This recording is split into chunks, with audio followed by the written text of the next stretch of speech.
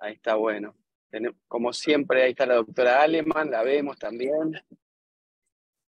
Un montón de colegas. Patricia Mancilla, Gustavo Del Vecchio, Bárbara Steinberg, Federico Méndez, Segundo Vega, Gabriela Íñigo. El doctor Bueno, apenas se Raimundo termina. Pérez es de Chile. Ah, bueno. Ya no solo somos internacionales, sino que no solo somos federales, sino que también internacionales. Espectacular.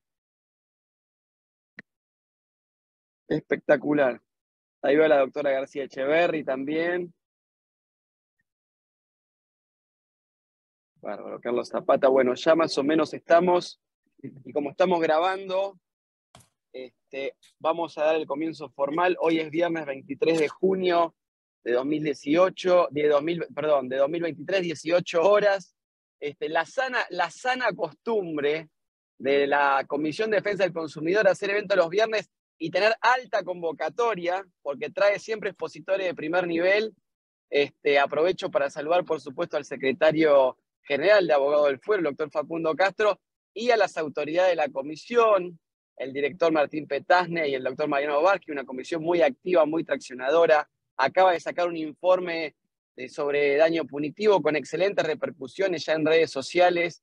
Y hoy nos traen, como siempre digo, expositores de primer nivel. Sin más preámbulo, hoy nos va a dar su exposición la doctora Belén Capace, y quien la va a presentar es el doctor Gustavo Míguez Leme. Así que sin más preámbulo, les agradezco a todos por estar.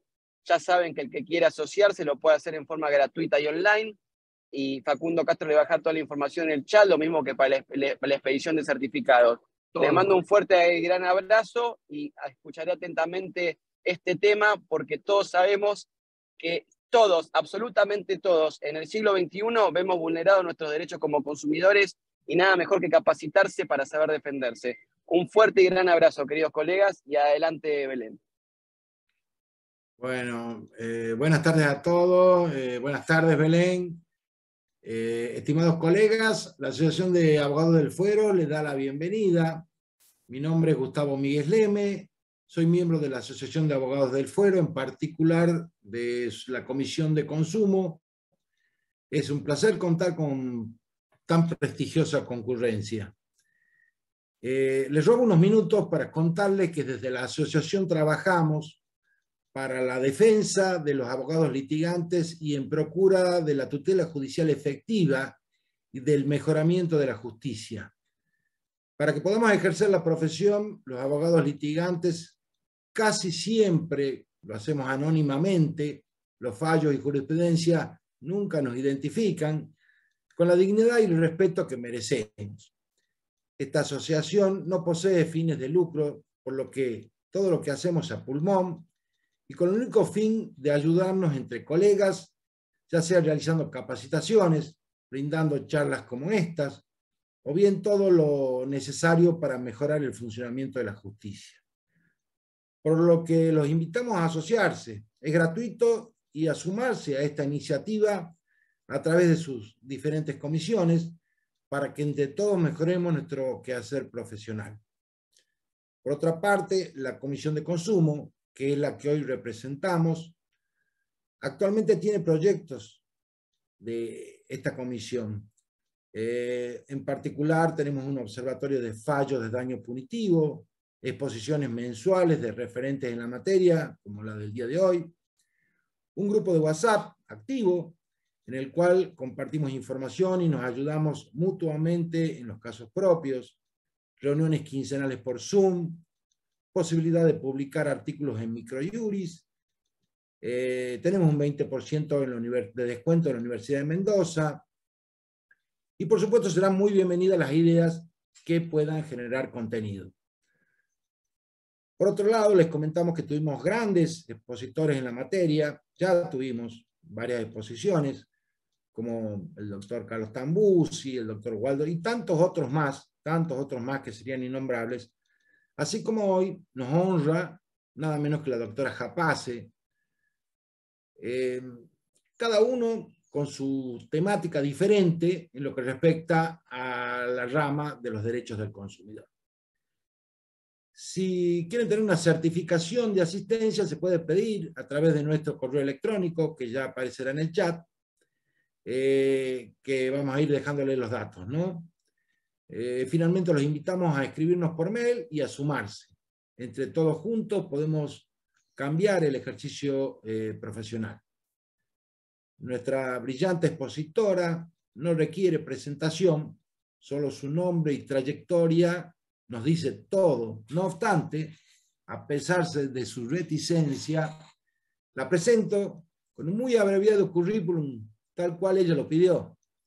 La doctora Belén Japase es doctora en Derecho por la Universidad de Salamanca, diplomada de Estudios Avanzados DEA de la Universidad Complutense de Madrid, profesora de las cátedras de Obligaciones Civiles y Comerciales y de Derechos del Consumidor en la Facultad de Derecho de la Universidad Nacional de Tucumán, relatora de la Corte Suprema de Justicia de Tucumán, miembro de la Comisión de Reformas que elaboró el anteproyecto de Código de Defensa al Consumidor y autora de varias obras de doctrinas en el país y en el extranjero. Y pudiera seguir largo tiempo, pero debo respetar el pedido de brevedad de la doctora. Esta masterclass puede ser descontracturada, por lo que les rogamos apaguen sus micrófonos. Si quieren hacer alguna pregunta, levanten la mano y serán habilitados. Y la idea es que aclaren las cosas antes de continuar. Eso sí, tengan en cuenta que las consultas pueden corresponder a temas que la doctora tratará a lo largo de la charla. Bueno, sin quitarle más tiempo, los dejo con una de las mejores doctrinarias de nuestro país, la doctora Belén Japase. Muchas gracias. Bueno, muchísimas gracias a las autoridades de la asociación. La verdad que para mí es un motivo de alegría participar de estos encuentros que ustedes promueven, con la comisión especialmente, con el doctor Gustavo Míguez Leme, que bueno, comprovinciano y amigo, nos conocemos de hace muchos años. Quedo desde hoy a disposición y eventualmente también va a quedar mi correo electrónico para que cualquier colega que quiera, en todo caso, algún material extra, podamos compartirlo luego.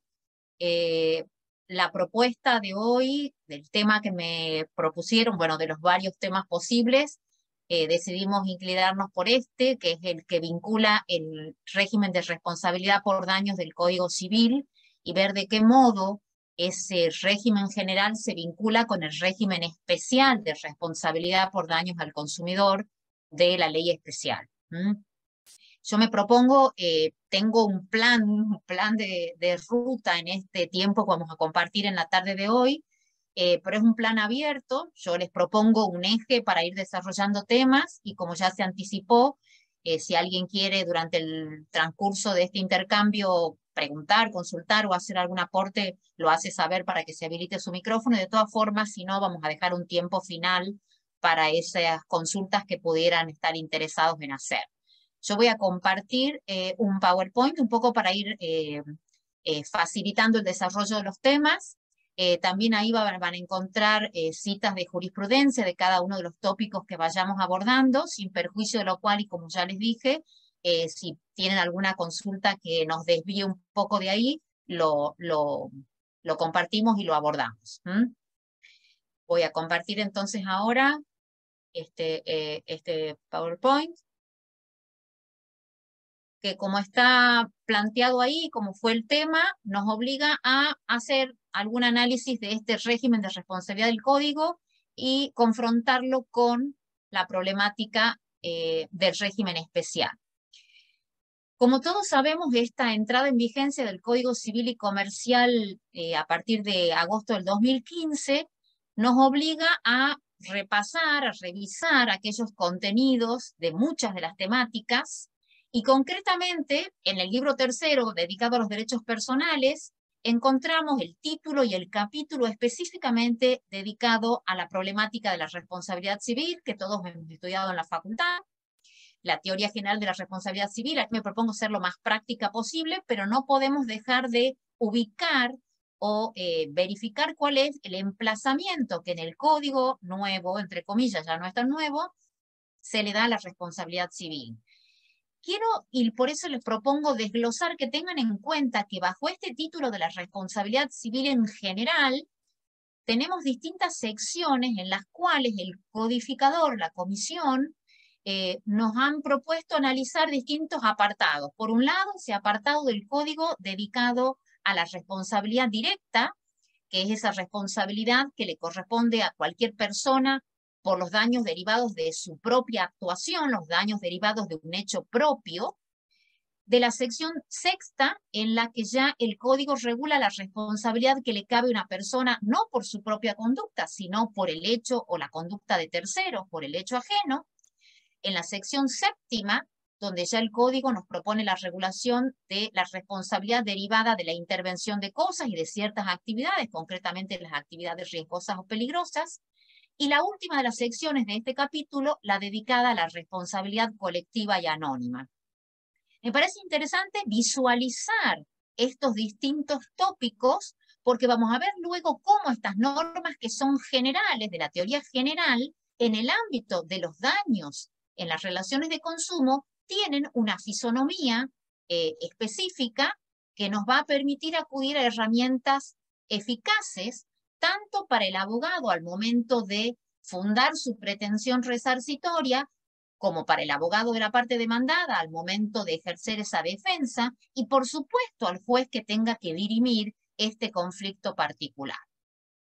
El primero de los tópicos, y muy sucintamente, porque todo esto aquí estamos entre colegas, todos sabemos de lo que hablamos, me propongo ver las aristas más importantes y relacionarlas. Cuando hablamos de la responsabilidad directa o la responsabilidad por el hecho propio, todos sabemos que esa responsabilidad puede comprometer a la persona, al sujeto, tanto en un ámbito contractual, es decir, la responsabilidad que le corresponde a cualquier deudor cuando incumple una obligación preexistente, convenida con el acreedor, y que esa responsabilidad va a tener que, o se puede distinguir, según esa tradicional clasificación de las obligaciones de medios o de resultados. No vamos a ir por ahí, no pretendemos hacer una cuestión teórica de esto, pero sí saber que cuando pretendamos iniciar una demanda por daños y perjuicios derivados del incumplimiento de un contrato, pues habrá que ver qué tipo de obligación es esa incumplida, porque en función de ese subtipo de obligación también tendremos que probar eventualmente la culpa o no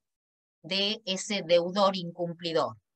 Y también sabemos que la responsabilidad por el hecho propio puede estar referida no al incumplimiento de una obligación, es decir, estar fuera del ámbito contractual, ser una obligación, digamos, un ámbito extracontractual, donde lo que se le va a reprochar al sujeto, donde la atribución de esa responsabilidad va a estar fundada en ese daño no justificado, simplemente como para repasar las líneas generales de esta cuestión. Decíamos que en la sección sexta ya hablamos de la responsabilidad indirecta refleja, que es la responsabilidad por la actuación de terceras personas, donde el código lo que hace, y esto lo sabemos porque en el código de Vélez era idéntico, el régimen de responsabilidad atribuye a un sujeto el deber de reparar el daño causado por otro sujeto distinto, y dentro de este gran título de la responsabilidad indirecta refleja, el Código de Vélez, al igual que el Código Civil y Comercial actual, prevén supuestos distintos, la responsabilidad del principal por el daño que causa su dependiente, hablando de la dependencia en general, y recordando aquí entre los colegas que la noción de dependencia no se circunscribe a la dependencia laboral, sino que esa noción de dependencia es una noción mucho más elástica, más plástica, a la responsabilidad de los padres por los daños que causen sus hijos menores, y otros supuestos de responsabilidad de personas encargadas, lo que antes en el Código de Vélez era la responsabilidad de los tutores y curadores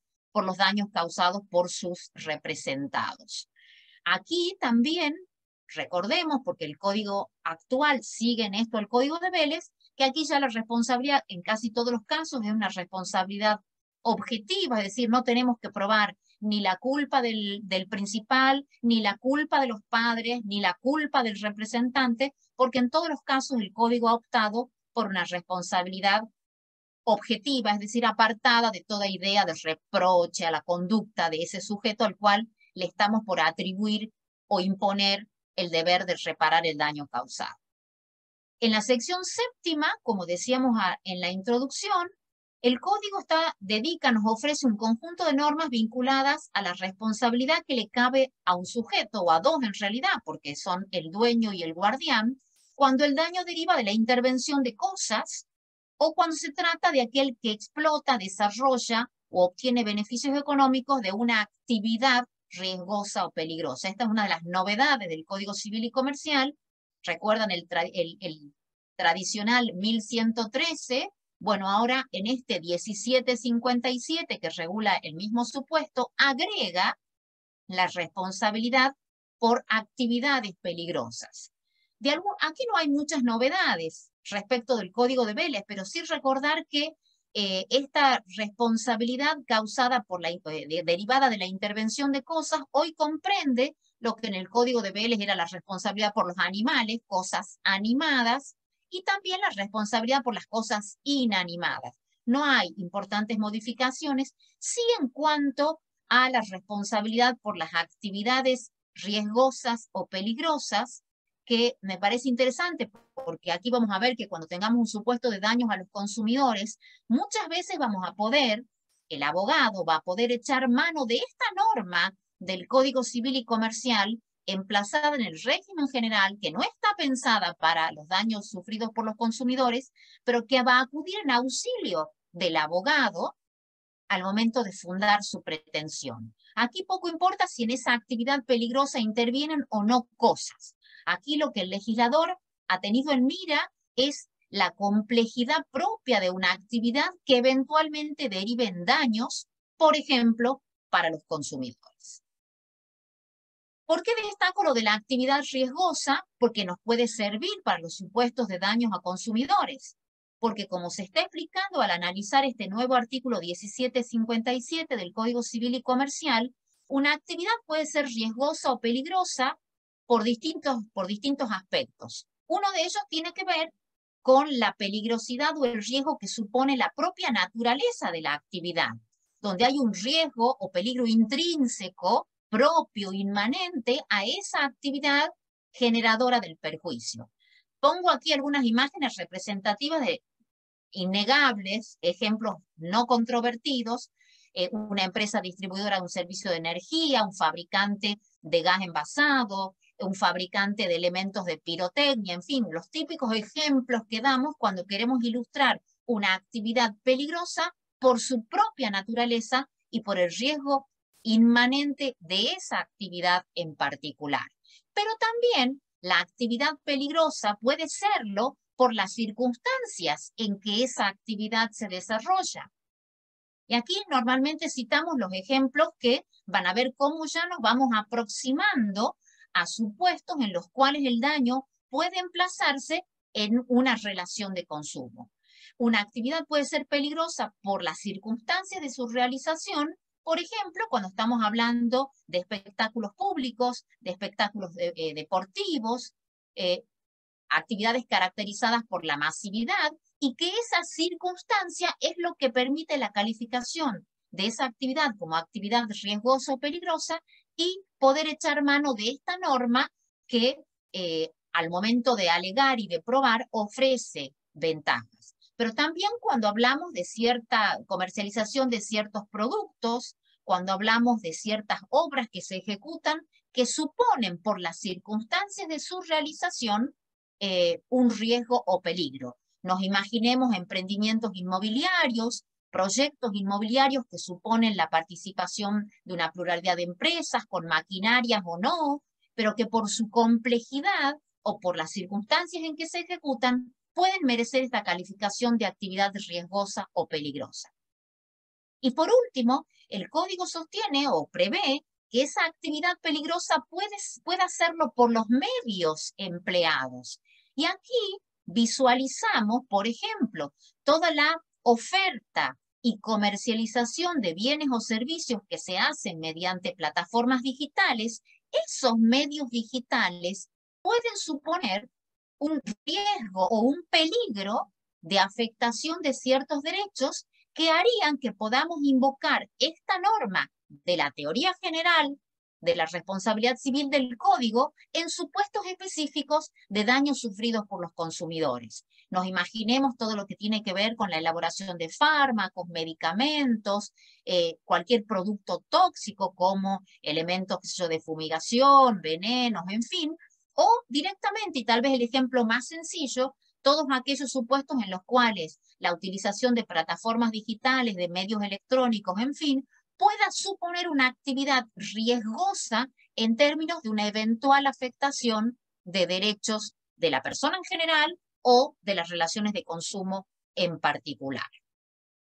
Decíamos también en esta segmentación de los distintos supuestos de la responsabilidad civil previstos en el Código, que en la sección 8ª, lo que hace el Código Civil y Comercial hoy es visibilizar algo que ya estaba en el Código de Vélez, pero que esta responsabilidad colectiva y anónima emplazada en esta sección 8ª también nos ofrece al abogado en ejercicio y para quienes, por ejemplo, como yo, que trabajamos en el Poder Judicial, tener herramientas más adecuadas para resolver una controversia que pueda ser emplazada en este supuesto específico. ¿Por qué el Código Civil y Comercial ha jerarquizado o visibiliza de un modo más luminoso este supuesto de la responsabilidad colectiva y anónima?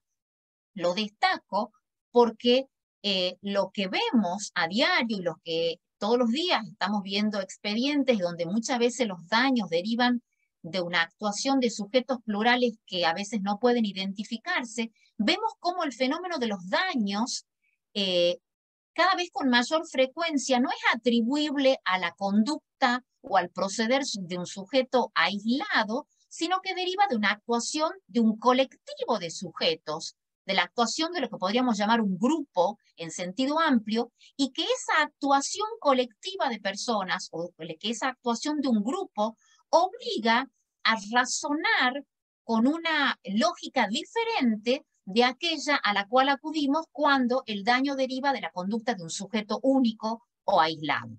Y el Código aquí nos ofrece 3 normas, las menciono solo al pasar, pero que también nos van a permitir, como vamos a ver a continuación, acudir a esta noción de daño anónimo y responsabilidad colectiva para encontrar un sujeto responsable frente a supuestos de daños que no podemos atribuir a una persona individual, a una persona humana individual perfectamente identificada.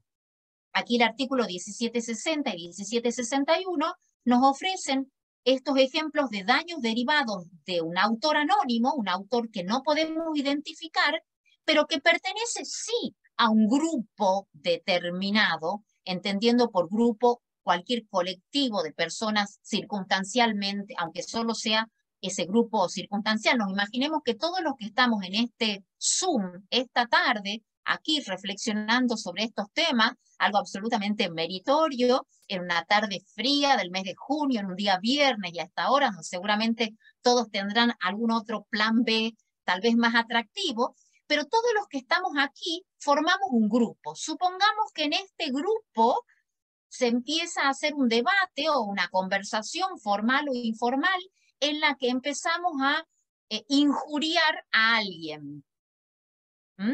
Y que no se puede identificar, bueno, sí, ese día, en esa actividad organizada por la asociación, los que participaban de esa charla, bueno, ahí somos un grupo. Y a lo mejor hay gente con la que estamos aquí compartiendo este tiempo y este espacio que no nos hemos visto nunca y probablemente no nos veamos nunca más, pero a los efectos de la responsabilidad colectiva seríamos un grupo, es decir, un conjunto de personas que en su actividad, en su proceder, pueden ocasionar un daño a alguien.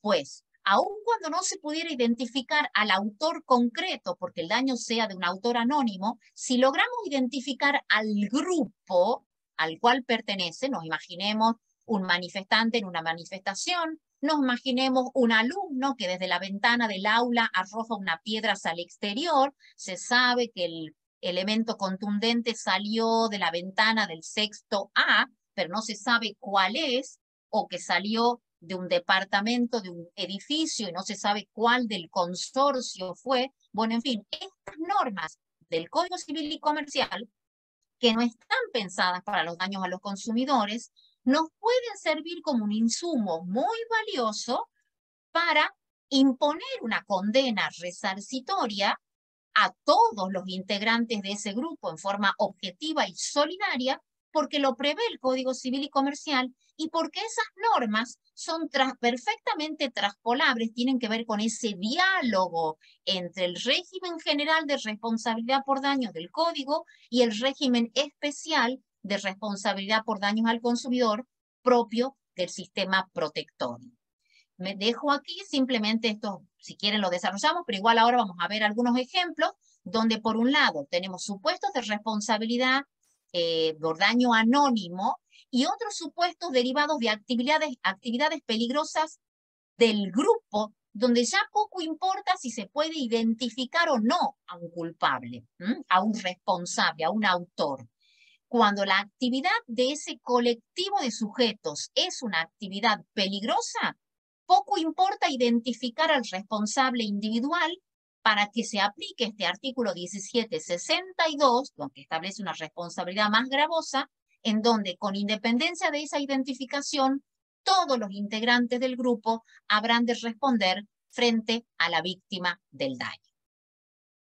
Veamos en qué ámbito se aplica esto, para que no digan que yo, por esta pasión que tengo por el derecho del consumidor, encuentro bondades en el Código Civil y Comercial y me las quiero llevar para mi molino consumerista. Pues veamos acá, ¿en qué ámbitos de la dañosidad o de los daños y perjuicios podríamos aplicar esta norma de la responsabilidad colectiva? Por ejemplo, un daño que se produzca en un ámbito contractual, como por ejemplo, un paciente ingresa a un quirófano, ahí hay un equipo médico y donde la víctima sufre un daño y no es posible identificar si ese daño deriva de la actuación del anestesista, del cirujano, de un déficit del cardiólogo, en fin, de todos los profesionales de la salud que integraron ese equipo médico. Es posible, eventualmente, supongamos que el daño podría incluso haber derivado de una cuestión sanitaria del establecimiento, en fin, hay precedentes jurisprudenciales que han echado mano de este supuesto de responsabilidad colectiva cuando no es posible identificar a aquel que con su conducta aportó la causa adecuada del perjuicio y vemos aquí como en un ámbito contractual podría eventualmente invocarse esa norma. Pensemos en otra que sí ha tenido también aplicación práctica no solo en la jurisprudencia nuestra, sino en jurisprudencia en el extranjero, que ocurre cuando un consumidor, digo consumidor a un paciente que consume durante un tiempo prolongado una determinada medicación, una determinada droga, que en una época la compró con una denominación, en otra por otra, elaborada por distintos laboratorios, y luego se descubre que esa medicación tenía un efecto adverso que le ocasiona un daño a la salud. ¿A quién demanda? ¿Contra quién demanda si no puede identificar o probar que ese daño derivó del consumo de la marca tal del laboratorio A o de la marca tal del laboratorio B, porque ese consumo se sostuvo en un tiempo prolongado? Esto, tanto en la jurisprudencia extranjera como local, permitió aplicar esta norma y decir, bueno, todas las empresas que en el mercado comercializaban esta droga bajo distintas denominaciones, sea el laboratorio que sea, responderán frente a esa víctima, porque aquí tenemos un daño de un autor anónimo, pero que pertenece a un grupo determinado. ¿Cuál sería ese grupo en este ejemplo? Todas aquellas empresas que en el mercado argentino, español o el que fuera, comercializaron con la denominación que fuera esa droga que luego resulta lesiva o nociva para la salud de quien inicia ese reclamo resarcitorio. Otro ámbito de aplicación, no ya contractual, sino extracontractual. Vemos aquí que los jueces acuden a esta idea de la responsabilidad de autor anónimo, responsabilidad colectiva y anónima, por ejemplo, en los supuestos de riñas, de víctimas de patotas o de manifestantes. Se puede identificar que el daño deriva de una pelea y el grupo es el que participó de esa pelea, pero no se puede saber si la víctima que sufre este daño lo fue por la conducta de A, B o C de las distintas personas que participaron de ese acto de violencia. Lo mismo en el caso de los manifestantes. Supongamos que se puede identificar que era un grupo X que manifestaba en tal lugar y que rompieron vidrieras de establecimientos o que incluso hubo lesiones personales, pues basta con que se pueda identificar al grupo para que el juez, en su caso, pueda, según las circunstancias, estoy simplificando un poco los ejemplos, pueda imponer un mandato resarcitorio aun cuando no pueda identificar individualmente a la persona que ocasiona con su conducta el daño concreto. En el ámbito de las empresas, no ya hablando de personas humanas, sino en el ámbito de las empresas, y aquí sí ya encontramos un ejemplo que nos aproxima a los daños en el marco de las relaciones de consumo, también podríamos acudir a las normas de la responsabilidad colectiva del Código Civil y Comercial para obtener o para fundar una pretensión y para obtener eventualmente una sentencia de condena resarcitoria en contra de empresas que hubieran, por ejemplo, causado un daño ambiental o que hubieran contaminado un cauce de agua que afecte a los propietarios de un fundo ribereño o un daño al ambiente genéricamente considerado. Pues si no podemos identificar si esos desechos han sido vertidos a las afluentes por la empresa A, B o C, y pueden ser todas ellas porque en esa región todas desarrollan su actividad, podría eventualmente el juez fundar su sentencia a recomponer el ambiente y eventualmente el daño que hayan sufrido algunos particulares, acudiendo a estas normas de la responsabilidad colectiva del Código Civil y Comercial. Lo mismo, y aquí les muestro otros ejemplos, ¿qué ocurre si el propietario de una vivienda sufre daños en esa propiedad como consecuencia del desarrollo de un emprendimiento inmobiliario, y en ese emprendimiento inmobiliario donde hay movimientos de suelo, demoliciones, en fin, se provocan daños, pero no es posible identificar si el daño lo produjo la empresa A, B o C que participan de ese emprendimiento? Podríamos acudir a las normas de la responsabilidad colectiva, emplazadas o no como una relación de consumo. Supongamos que se tratara de una ocasional peatón que circulaba en ese momento cuando, qué sé yo, se produce un agrietamiento en el suelo o cae algún elemento contundente y lesiona a un eventual peatón. Bueno, sea un caso de consumo o no, podríamos acudir a estas normas de la responsabilidad colectiva. Ejemplos trágicos que hemos tenido en nuestro país y que hay muchísimos también en el extranjero.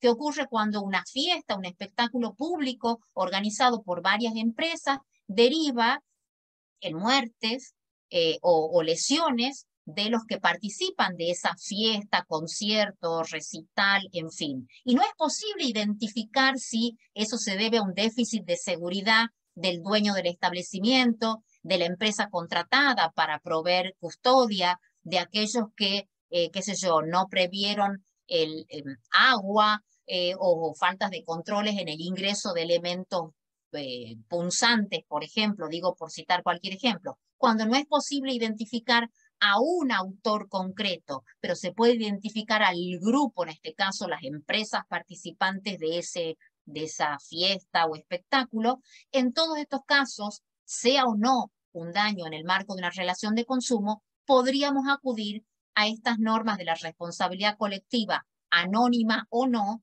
que nos ofrece el Código Civil y Comercial y que estamos repasando en sus líneas más generales.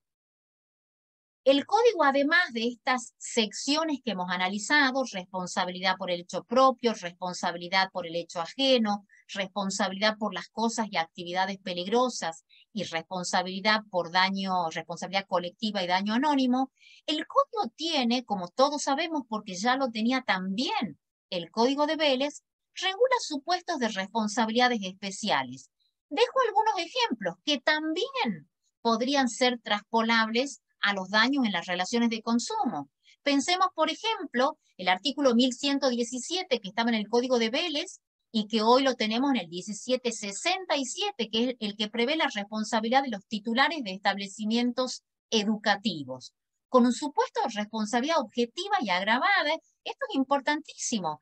Pensemos que todos nosotros, los que a lo mejor somos padres y tenemos nuestros hijos y los hemos mandado a un establecimiento educativo, público o privado, pero en este caso pensemos en los privados, porque hay una ley de responsabilidad del Estado aparte, pero esos hijos son consumidores indirectos. Los padres seríamos los consumidores contratantes, pero el servicio se presta en favor de un consumidor indirecto, que es aquel que recibe la educación en ese establecimiento. ¿Qué ocurre si ese alumno sufre un daño? En ese caso podremos acudir al régimen protectorio de los consumidores, pero también tenemos una norma muy beneficiosa en el Código Civil y Comercial que establece un supuesto de responsabilidad objetiva agravada, porque solo se pueden eximir invocando y probando el caso fortuito, que es una norma, un insumo muy valioso al momento de fundar una pretensión. Esta norma que prevé no solo el daño que pueda sufrir el alumno, sino el daño que pueda causar el alumno a un tercero. Nos imaginemos en la cantidad de supuestos de daños que puedan provocar los propios alumnos dentro del establecimiento, fuera del establecimiento, en alguna actividad organizada por el establecimiento, en un viaje, en fin. Encontramos aquí una norma que no está pensada para las relaciones de consumo, pero que es perfectamente aplicable cuando el daño lo sufre un alumno que, como todos sabemos, sería un consumidor indirecto. No es el consumidor contratante, pero es el consumidor en favor del cual se despliega, en este caso, el servicio educativo. El Código también tiene normas interesantes sobre responsabilidad por accidentes de tránsito, que no está pensado para los consumidores. Pero ¿qué ocurre cuando el accidente de tránsito se produce en una ruta concesionada? Ahí sí hay un proveedor, la empresa concesionaria, y hay un usuario, que es el consumidor que circula por esa ruta, consumidor contratante si es el que pagó el peaje, o no contratante si es un tercero transportado, un acompañante, en fin, que puede, en ese caso, fundar su pretensión de daños y perjuicios no solo en las normas del Código Civil y Comercial, sino en las normas del régimen protectorio de los consumidores, que ofrece, como vamos a ver a continuación, ventajas o beneficios no solo de orden procesal, sino también sustancial. Por supuesto, y menciono muy al pasar por una cuestión de tiempo, también el Código Civil y Comercial, entre estas normas 1766 y 1770, prevé como supuestos especiales de responsabilidad a los daños causados a la dignidad de la persona, al honor, a la vida privada, a la imagen, que no están pensados para las relaciones de consumo, pero perfectamente cuando un consumidor sufra un daño por vía de una actividad publicitaria que pueda ser abusiva, discriminatoria, engañosa, o cuando se ve afectado su honor, su vida privada, por cualquier actividad, pensemos en prácticas abusivas, pensemos, en fin, en cualquier práctica que pueda ser lesiva de estos derechos de la personalidad, podemos, en refuerzo de esa pretensión o como fundamento de esa pretensión indemnizatoria, acudir a estas normas que tiene el Código Civil y Comercial, en este caso, por supuestos de responsabilidad especial. ¿Cuál es el diseño de esa responsabilidad específica, diferenciada, que tiene el régimen protectorio de los consumidores? Bueno, yo le pongo mucho empeño, aquí me sale la profesora de obligaciones por un lado, y tratar de mirar al sistema, y no circunscribirnos a veces, nos aferramos a aquello que conocemos, y el Código Civil y Comercial hoy nos abre un panorama mucho más rico. El fenómeno de los daños, como está dicho ahí, siempre fue resuelto acudiendo al Código Civil. La teoría general de la responsabilidad civil, como todos sabemos, como creo que casi todos los que estamos aquí hemos estudiado en obligaciones, en la parte de responsabilidad civil, lo que nos muestra claramente es que siempre que alguien sufrió un daño y se vio precisado a reclamar injusticia o a peticionar una condena en su favor, una condena indemnizatoria, acudíamos todos a las normas de la teoría general de la responsabilidad civil. Ahora bien, cuando el daño se produce en el marco de una relación de consumo, claramente tenemos un régimen especial, un régimen protectorio de los consumidores, que nos ofrece un cortejo de normas más beneficiosas por esto de que los consumidores, no solo en la relación sustancial, sino también los consumidores en el proceso judicial, somos todos sujetos especialmente vulnerables. Y por eso es que el régimen protectorio de los consumidores ha diseñado un régimen de responsabilidad por daños más beneficioso cuando la víctima de ese perjuicio es un consumidor, cuando ese daño se ha producido en el marco de una relación de consumo. ¿Pero qué ocurre? No se trata de una isla, la ley de defensa del consumidor. Hay un diálogo y por eso me ha parecido muy acertada la propuesta del tema de hoy, tratar de vincular y ver de qué modo esa teoría general de la responsabilidad civil que todos hemos estudiado, creo, de responsabilidad civil, abreva, acude al sistema general para tomar sus conceptos, para, a partir de esos conceptos generales, proponernos un régimen diferenciado más beneficioso cuando la víctima de ese perjuicio es un consumidor. Simplemente, y como esto es una cuestión teórica, al que tenga algún interés en particular, luego podemos compartirlo o eventualmente por vía de correo electrónico, tener presente esto, que hay un permanente diálogo entre el sistema general y el sistema especial y que el Código Civil y Comercial en forma permanente vamos a acudir a muchas de estas normas que mencionábamos hace un rato, especialmente al 1757 de daños derivados por la intervención de cosas y actividades riesgosas, a las normas de responsabilidad colectiva, a estos supuestos de responsabilidades especiales que mencionábamos recién, entre muchos otros dispositivos de la teoría general. ¿Cuáles son esas notas distintivas que hacen que sostengamos que el régimen protectorio de los consumidores es más beneficioso para la víctima, para las víctimas de los daños? Bueno, primero, el punto de partida es tener claro que este régimen especial solo va a ser una relación jurídica de consumo cuando enlace a un proveedor en un extremo con un consumidor, que son los sujetos de esa relación de consumo, cuando ese vínculo tenga como causa o hecho generador un acto jurídico, un hecho o un contrato, siempre habrá una relación de consumo. Esto es importante tener en cuenta que la relación de consumo es un concepto amplio, pero que necesariamente debe vincular a un consumidor con un proveedor. Por supuesto que es consumidor, contratante, por supuesto, el que contrata un paquete turístico, el asegurado en el contrato de seguro, el adherente en un contrato de medicina prepaga, en fin, el cliente bancario, si voy a comprar una heladera, un electrodoméstico, un establecimiento que comercialice ese tipo de productos, innegablemente soy un consumidor contratante y esa relación jurídica tiene como causa o hecho generador el contrato. No hay ninguna duda. Pero soy consumidor no solo en los supuestos de consumidor contratante, sino en muchísimos otros supuestos donde el hecho generador de esa relación de consumo puede ser un simple hecho, una publicidad que se emite y que es lesiva de la dignidad por discriminatoria, por abusiva, por alentar conductas peligrosas para la salud, en fin, genera una relación de consumo. Y ahí no hay un contrato. Las muestras gratis que eventualmente se reparten en la vía pública generan una relación de consumo, aunque no haya habido, aunque algunos dirán que hay un contrato gratuito, una relación de consumo. ¿Por qué es importante tener en claro que este régimen especial solamente podemos acudir a él si el daño se produce en el marco de esa relación de consumo? Porque si no hay un consumidor y un proveedor en esa relación en la que se produce el daño, tendremos que acudir a la teoría general del código. Tener claro esto como punto de partida.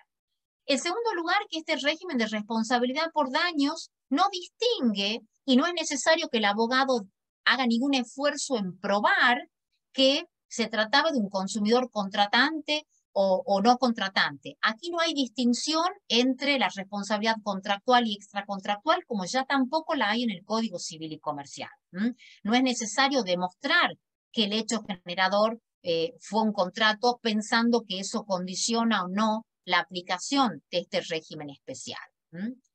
Otra nota distintiva es que el régimen especial de responsabilidad por daños al consumidor nos ofrece una legitimación activa ampliada. Hay una ampliación del catálogo de sujetos legitimados para accionar.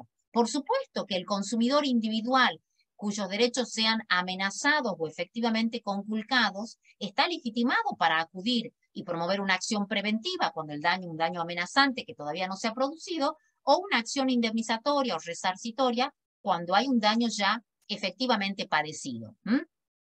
Pero la novedad aquí es que se reconoce legitimación también al consumidor plural, a ese colectivo, reconociéndole la posibilidad de iniciar una acción a todo aquel que puede invocar razonablemente la representación de ese colectivo afectado. Por razones de tiempo no lo podemos hacer hoy, pero en todos aquellos supuestos en donde el daño padecido por uno es similar al daño padecido por otro del mismo colectivo y en las mismas circunstancias, nos imaginemos el cargo indebido que el organizador de un sistema de tarjeta de crédito me cobre a mí, Belén Japase, como titular o como usuaria de la tarjeta de crédito emitida por el banco tal. Mi daño es el mismo que sufren eventualmente todos los que integran esos derechos individuales homogéneos, que es mío, pero a su vez participa de ese daño, participan otros que se encuentran en ese mismo grupo. Legitimación activa amplia. Este otro que es la cara de la misma moneda, la otra cara. Así como hay una legitimación activa amplia, también hay una legitimación pasiva amplia, porque el artículo 40 de la Ley de Defensa del Consumidor habilita a que yo, consumidor, y con el asesoramiento de mi abogado, por supuesto, iniciemos esa acción reclamando el resarcimiento de los daños contra todos aquellos proveedores que hayan participado de la cadena de producción y comercialización de ese producto, al fabricante, pero también al importador, al mayorista, al último vendedor, aquel al que yo le compro el producto, al llamado productor aparente, y esto es muy importante, al que pone su marca, a lo mejor no ha hecho nada, ni por producir, ni por distribuir, ni por comercializar determinado producto o servicio, pero esto es muy frecuente en nos imaginemos a veces en emprendimientos inmobiliarios donde se hace aparecer una marca que en realidad solo lo que procura es generar confianza en el público consumidor y a lo mejor no ha participado, pero es aquel que puso su marca y por lo tanto es considerado un productor aparente, porque la apariencia de su intervención lo trae como legitimado pasivo y habilita al consumidor a demandarlo también entre esa pluralidad de sujetos. ¿Cuál es el fundamento de esta norma? ¿Por qué hay una legitimación pasiva ampliada? Como está dicho ahí, como un dispositivo del legislador, una decisión de política legislativa de favorecer el acceso de las víctimas a la reparación. Si yo compro un celular y ese celular presenta desperfectos, en fin, y tengo que reclamar por los daños, pues yo tendré que evaluar si me conviene demandar al establecimiento comercial donde compré el celular o al fabricante que seguramente no tiene domicilio en mi ciudad, o si se tratara de un producto importado, al importador, en fin, tendré un abanico de opciones y con el asesoramiento de mi abogado decidiremos si demandamos a todos o a algunos, sabiendo que como la responsabilidad es solidaria, todos ellos estarán obligados, todos o cualquiera de ellos estarán obligados a responder frente al consumidor víctima de ese perjuicio. Otras notas distintivas, y las vemos rápidamente para pasar a los casos, tiene que ver con que todos los supuestos de daños al consumidor son supuestos de un factor objetivo de atribución de responsabilidad, es decir, el abogado no tiene por qué probar que la empresa fue negligente al momento de verificar las normas sanitarias de elaboración del producto. No, la responsabilidad es objetiva. Entonces no hay que probar ni la culpa ni la negligencia, basta comprobar el daño y que ese daño se ha producido en el marco de esta relación jurídica de consumo. Esta decisión también de política legislativa, es decir, emplazar el régimen de responsabilidad por daño en un factor objetivo, también es otra decisión orientada a facilitarle a los consumidores el acceso a la reparación. Porque si tuviéramos que probar los consumidores la culpa del fabricante en la elaboración, la culpa del fabricante en el etiquetado o envasado, la culpa del fabricante en la información suministrada, en el etiquetado del producto. La culpa del mayorista o importador al momento de la compra y distribución, seguramente no habría consumidores que consigan condenas de reparación en su favor. Esta también, como está dicho ahí, una reafirmación, una decisión del legislador de reafirmar esa política de facilitar el acceso de los consumidores al resarcimiento de los daños.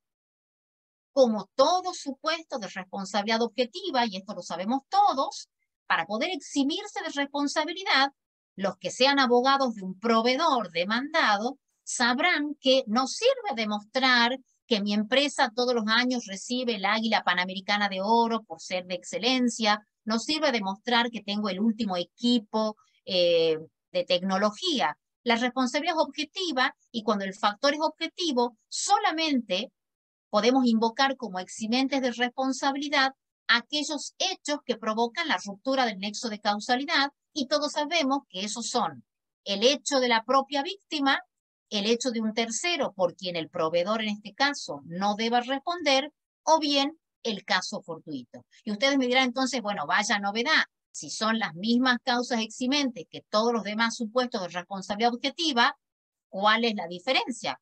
Pues la diferencia es que estas tres causas eximentes habrán de juzgarse con un criterio mucho más restrictivo y en caso de duda habrá que estarse a favor del consumidor, como vamos a ir viendo a continuación al analizar cada una de las eximentes. Otra nota distintiva del régimen protectorio de los consumidores es que en todos los casos la responsabilidad es solidaria porque lo dice el artículo 40, en realidad es un supuesto de responsabilidad concurrente, pero bueno, no vamos a ir por ahí porque nos exigiría otras distinciones, pero también aquí la consagración de la solidaridad de todos los integrantes de la cadena es otra disposición de política legislativa que tiende a facilitar el acceso. Si yo sé que demandando al almacenero, al supermercado, al importador, al fabricante o al que sea, todos son solidariamente responsables y están obligados frente a la víctima por el total de la indemnización, esto también facilita el acceso porque no tendrá que probar cuál fue la participación o la responsabilidad de cada uno de esos integrantes de la cadena en el daño concretamente padecido por ese consumidor que inicia la acción resarcitoria. Otro tema muy importante, ya en el ámbito procesal, ¿por qué es importante poder emplazar, si correspondiera, esta acción de daños y perjuicios en el ámbito del régimen protectorio de los consumidores?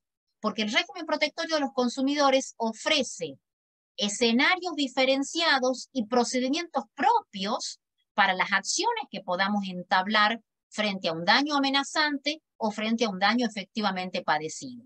Todos sabemos que podríamos reclamar el resarcimiento de ciertos daños en sede administrativa en el marco del procedimiento administrativo propio previsto por la ley o en un proceso judicial. Dos escenarios.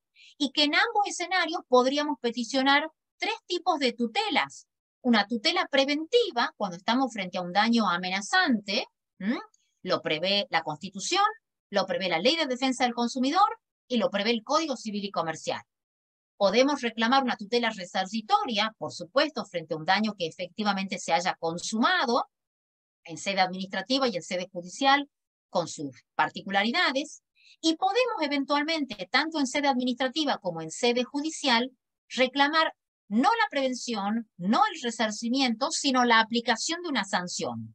En el ámbito administrativo serán las sanciones previstas en el artículo 49 de la ley, del 47 al 49, y esto es muy importante, el artículo 52 bis prevé, y esto lo saben todos los colegas, y por eso a veces es el interés de poder emplazar ese daño en las relaciones de consumo, porque solo si se trata de un supuesto de daños a los consumidores, podremos ejercer, además de la pretensión indemnizatoria, reclamar el daño punitivo, que es una tutela sancionatoria, la función sancionatoria, cosa que no podremos hacer si ese daño no está emplazado en el marco de una relación jurídica de consumo. Sé que acá en el seno de la comisión han elaborado recientemente un informe muy valioso sobre la temática del daño punitivo, que daría para hablar otras 2 horas, no es motivo de este encuentro, pero que en el caso de la Corte de Tucumán puedo decir que con orgullo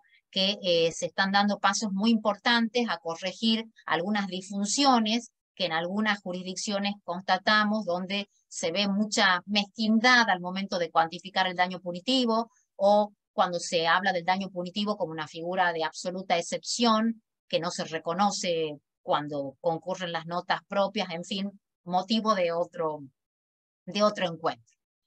Para cerrar con esta enumeración, y pretendo o intento convencerlos sobre realmente el beneficio que supone poder emplazar un reclamo de daños y perjuicios en la Ley de Defensa del Consumidor, es que también las reglas procesales son más beneficiosas para el actor, el consumidor actor, que tenga que ejercer su reclamo en un proceso judicial. En primer lugar, porque como lo prevé la propia Ley de Defensa del Consumidor, ese juicio de daños y perjuicios va a estar sometido a reglas especiales, más breves, porque si bien es un proceso de conocimiento, tiene que ajustarse a lo que en cada jurisdicción los códigos procesales prevean como el proceso de conocimiento más abreviado, que en algunas jurisdicciones es el juicio sumarísimo, en otros el juicio sumario, en fin, pero ese proceso habrá de tramitar en cada jurisdicción, en cada provincia o en el ámbito nacional, bajo las reglas de ese procedimiento más abreviado.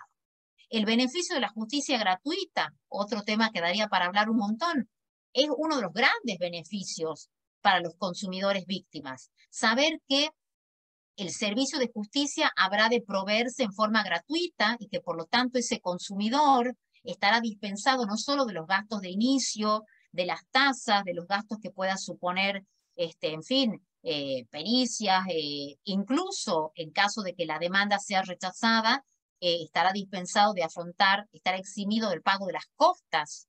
Eventualmente, ahí hay toda una discusión, daría para otro encuentro, pero este es uno de los grandes. Noten que esto genera, bueno, mucha controversia, mucha polémica por varias aristas, pero esta también ha sido una decisión de política legislativa, entendiendo que el beneficio de la justicia gratuita lo que hace, al menos cuando se consagró esta norma, la idea era alentar la litigiosidad, que los consumidores víctimas no se queden mascullando su bronca, entendiendo que esto es digamos, el destino, la fatalidad, no. Alentar la litigiosidad para que se reclamen tutelas preventivas, tutelas resarcitorias, tutelas sancionatorias, sabiendo que no tendrán que cargar sobre sus espaldas el costo de un proceso, que a lo mejor si lo que yo tengo que demandar es el resarcimiento por un daño menor, terminamos haciendo esa evaluación de si me conviene o no, y termino frustrada por el celular, por el viaje, en fin, frente a la eventualidad de tener que afrontar gastos. La idea de que el mandato otorgado por simple carta poderes es otra norma que facilita, no es necesario que el consumidor otorgue un mandato por escritura pública, basta una simple acta poder, cualquier autoridad que certifique la firma del poder dante del consumidor. Tener presente que hay un deber de cooperación agravado, es decir, el proveedor tiene una carga de aportar eficazmente, una carga probatoria agravada, el efecto expansivo de la cosa juzgada cuando se trata de acciones colectivas, y la última de las notas, que a mí me parece tal vez una de las que a veces no se pone el énfasis necesario, es que aquí el juez, sin que ello suponga mengua alguna para su independencia, el juez, en el marco de un proceso de consumo, debe adoptar un rol activo, tener presente que está aplicando un régimen protectorio y de orden público, donde su rol proactivo no supone compromiso con su independencia, sino que todo lo contrario, se espera que actúe como juez en el marco de un proceso en el que hay un sujeto vulnerable que necesita también un juez atento, un juez director del proceso, como en cualquier proceso judicial, pero además gestor, donde haga ejercicio de esas facultades o deberes que lo prevé la propia Constitución y lo prevé la propia ley del régimen de defensa del consumidor. Lo decíamos recién, y vamos ya a los casos, a ver la praxis. que para poder echar mano de todas estas normas, que espero haberlos convencido de que algún beneficio les reportan al consumidor víctima, necesariamente tendremos que demostrar que ese daño se ha producido en el marco de una relación de consumo. Tendremos que probar esa relación de consumo, los típicos presupuestos de la responsabilidad civil del Código, probar que hay una relación de consumo, probar el daño. Si yo voy a iniciar una acción preventiva, tengo que demostrar que hay un daño amenazante. Y si lo que voy a demandar es el resarcimiento de un daño, tengo que probar que efectivamente ese menoscabo se ha producido. No tengo que probar que ese daño deriva del riesgo o vicio del producto, del diseño, de la fabricación, de la conservación, del traslado, o un déficit de información. No tengo que probar el daño. Y la relación de causalidad, una razonable relación entre el daño que invoco yo como consumidor haber padecido y esa relación de consumo que me permitiría imputarle responsabilidad al proveedor o a la cadena de proveedores involucrados. Decíamos ya, y lo pasamos rápido por eso, que como hay una legitimación pasiva amplia, todos los proveedores que hayan participado en la cadena de elaboración, distribución o comercialización de ese producto pueden ser demandados. Vuelvo al ejemplo de los emprendimientos inmobiliarios, no porque tenga nada con ellos, pero si una empresa diseña el proyecto, otra la ejecuta, otra empresa constructora la ejecuta, otra empresa la comercializa, hace la publicidad, otra distinta es la que formaliza los contratos con los compradores, todos esos sujetos intervinientes en esa cadena pueden ser legitimados pasivos y ya será un problema entre ellos, si uno es condenado a pagar el resarcimiento, de luego ejercer las acciones de regreso, como lo prevé el Código para todos los supuestos de responsabilidad solidaria. Recordar entonces que el artículo 40 de la Ley de Defensa del Consumidor le imputa responsabilidad a todos los que participan de la cadena, sean los creadores, fabricantes, elaboradores del producto, sean los distribuidores, importadores, vendedores, los transportistas y ese productor aparente que yo les decía muchas veces pone un sello, pone una marca que sugiere a los consumidores que ha intervenido en esa fabricación y distribución. Decíamos y lo repetimos, la responsabilidad de todos ellos es una responsabilidad solidaria porque expresamente lo prevé el artículo 40 de la Ley de Defensa del Consumidor. Recordar que el factor de atribución es objetivo, pero eso tampoco obliga al consumidor ni a invocarlo, ni a aprobarlo, ni a sostener que es por el riesgo creado, por un deber de garantía, una obligación de seguridad. Esas son disquisiciones teóricas, pero a los fines prácticos, el abogado del consumidor no tiene ninguna necesidad de justificar porque la elección de un factor de atribución objetivo es una decisión del legislador. Vamos a la cuestión central, a la cuestión que muestra la praxis de nuestros tribunales. Dijimos ya que como se trata de un supuesto de responsabilidad objetiva, para eximirse de responsabilidad, lo que hay que probar no es el comportamiento diligente. Yo soy un buenísimo empresario, selecciono muy bien a mi personal, en fin, no. Como el fundamento de la responsabilidad no es la culpa, porque la responsabilidad no es subjetiva, sino objetiva, el proveedor para eximirse de responsabilidad o el abogado del proveedor para lograr la exhibición de responsabilidad y el rechazo de la demanda, tiene que demostrar que ese daño que el consumidor invoca haber padecido es un daño ajeno, extraño a la actividad desplegada por ese proveedor. Esto es muy importante. Si el factor es objetivo, solamente tengo que probar que la actividad del proveedor no puede haber sido la causa adecuada de ese perjuicio. Concretamente, ¿qué va a tener que probar el proveedor para eximirse de responsabilidad?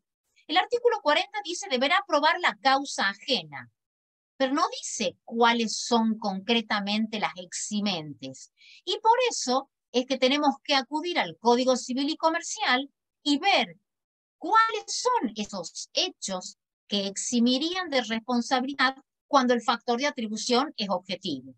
Y como les dije antes, lo adelantábamos, solamente podrá eximirse el proveedor cuando demuestre que el daño que el consumidor invoca haber padecido responde a su propia conducta, su propia y exclusiva conducta, o cuando el daño que el consumidor invoca haber padecido deriva de la actuación de un tercero por quien el proveedor no debe responder, o bien cuando el daño que invoca el consumidor deriva de un caso fortuito o fuerza mayor, recordando otra vez que estas tres causas eximentes habrán de juzgarse por el juez con un criterio sumamente restrictivo.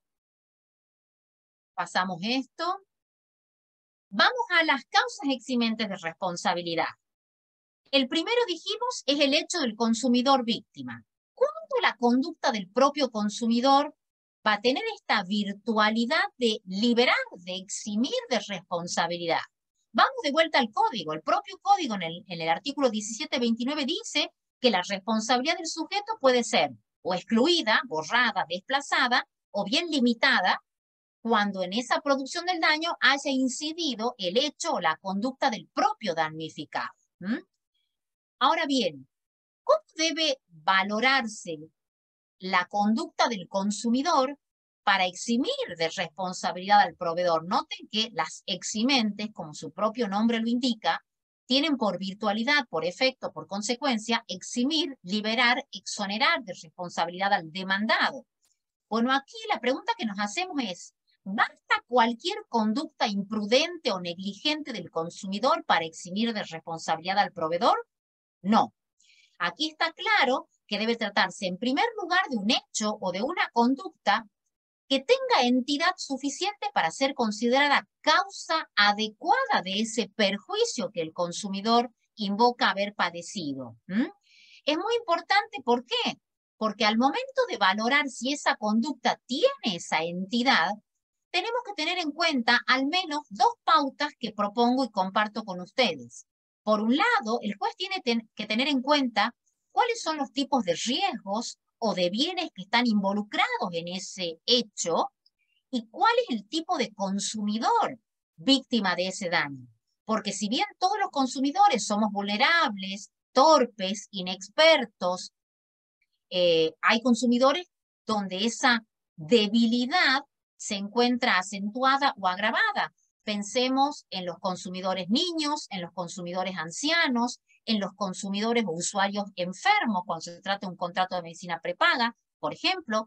Pensemos en el consumidor analfabeto, pensemos, en fin, distintos supuestos que hacen evidente que ese consumidor, por regla débil, vulnerable, ignorante, en fin, padece una debilidad agravada en ciertos supuestos, y porque no es lo mismo una relación de consumo que involucra bienes esenciales como la vida, la salud o la seguridad, que eventualmente un contrato en donde principalmente estén en juego eventualmente intereses económicos de ese consumidor. Estas dos pautas valorativas van a permitir al juez analizar si verdaderamente esa conducta del consumidor eventualmente negligente e imprudente merece o tiene entidad para eximir, ser una causa eximente de responsabilidad del proveedor.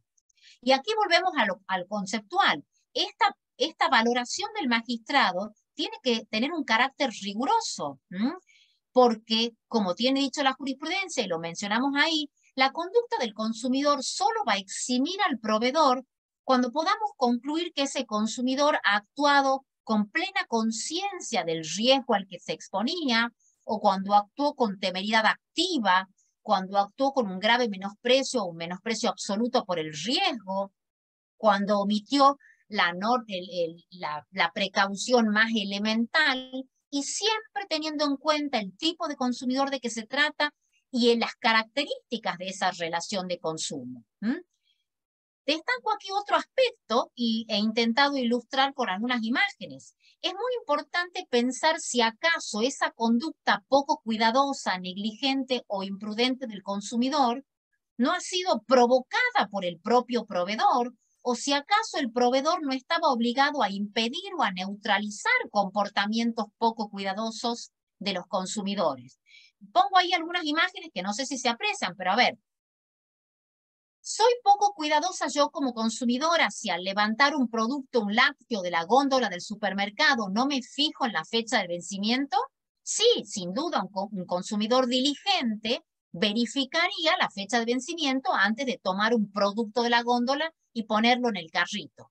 Pero creo que todos vamos a coincidir en que si el producto estuviera vencido, quien tiene el deber de impedir que un consumidor, yo por distraída, o un consumidor no vidente, o un niño que toma y a lo mejor no sabe leer todavía, levanta, ¿quién tiene que retirar los productos vencidos de la góndola?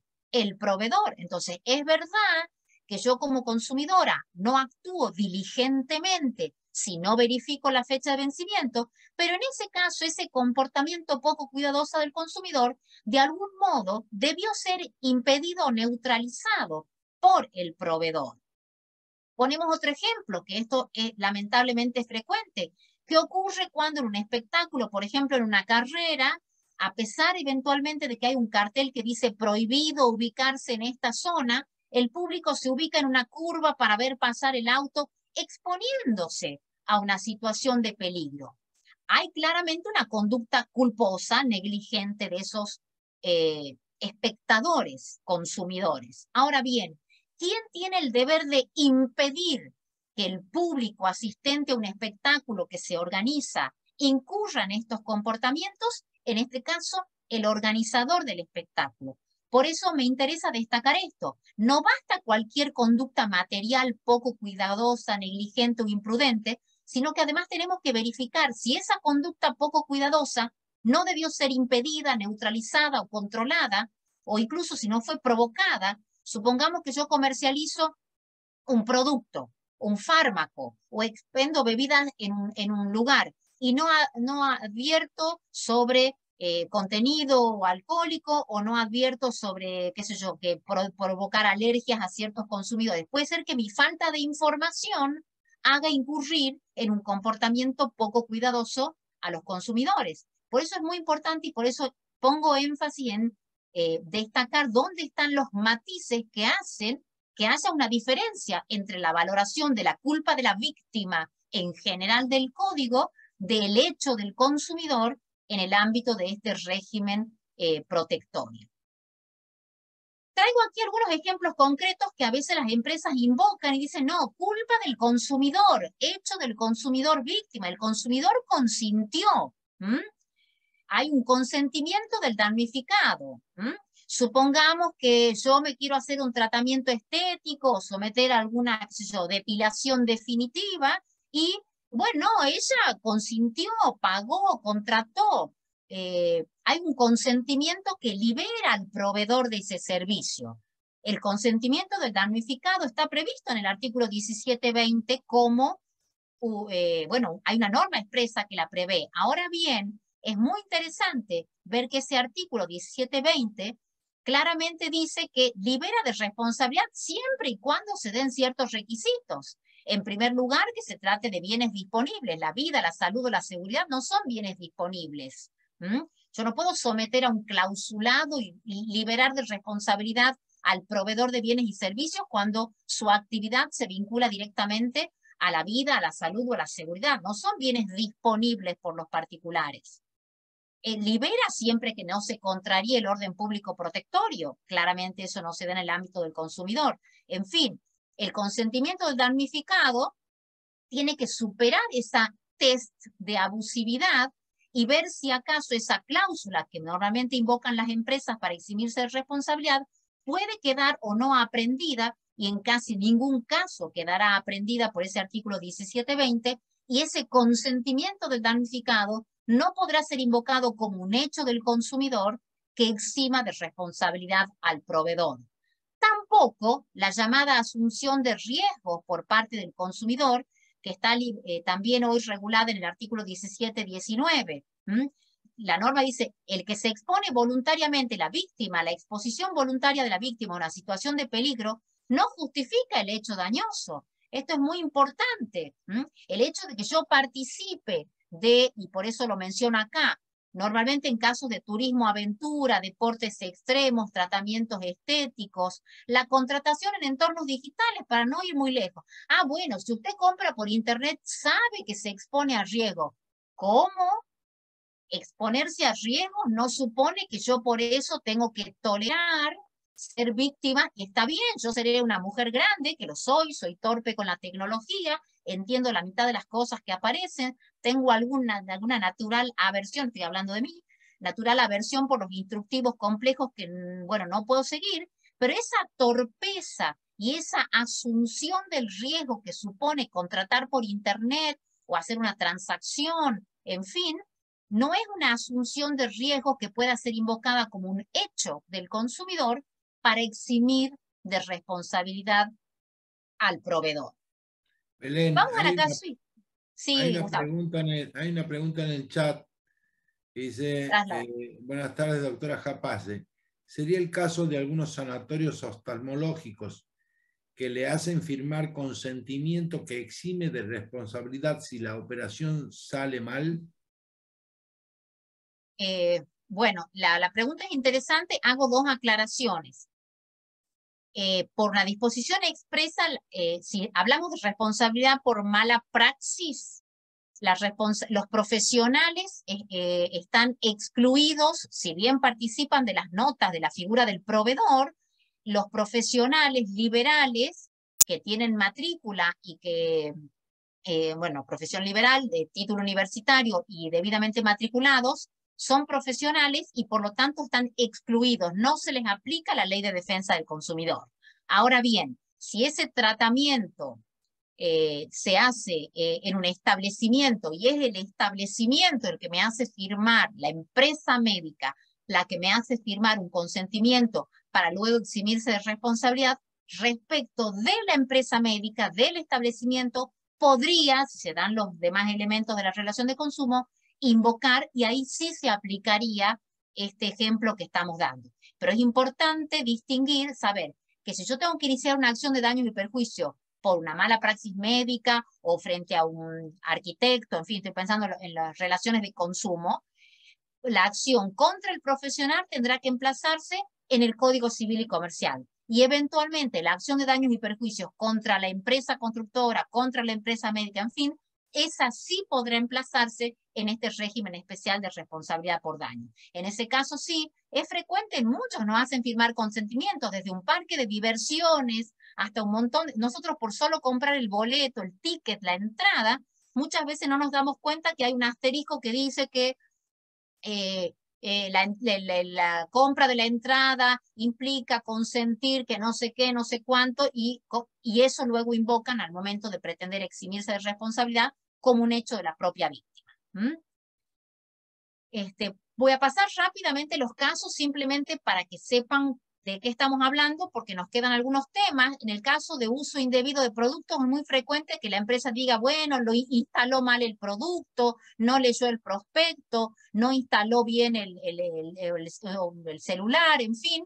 En todos los casos aquí les pongo jurisprudencia en donde se rechazan esa supuesta culpa o hecho del consumidor, entendiendo que aún en aquellos supuestos en los que el consumidor haya incurrido en un comportamiento poco cuidadoso, eso no tiene entidad para eximir de responsabilidad.